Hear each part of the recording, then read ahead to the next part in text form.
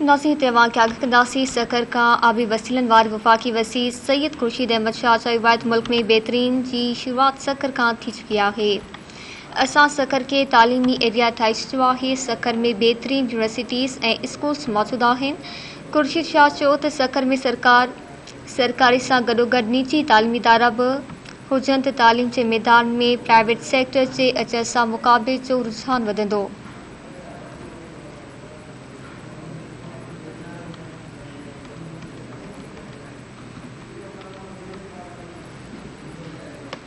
सखर का खबर अवां शेयर कई पिया। आबे वसीलन वारी वफाकी वसी सैयद खुर्शीद अहमद शाह चयो मुल्क में बेहतरीन की शुरुआत सकर का थी चुकी है।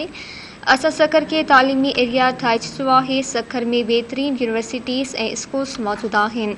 खुर्शीद शाह चयो त सकर में सरकारी सां गॾोगॾु निजी तालीमी इदारा भी हुजनि त तालीम के मैदान में प्राइवेट सेक्टर के अचण सां मुक़ाबले जो रुझान वधंदो।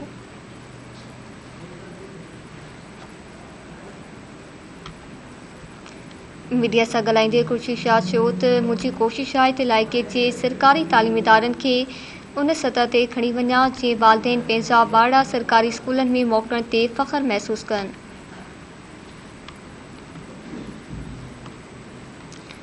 सखर में ख़बर अवां शेयर कई पिया। आबे वसीलन वारी वफाकी वसी सैयद खुर्शीद अहमद शाह चयो मुल्क में बेहतरीन की शुरुआत सकर का थी चुकी है।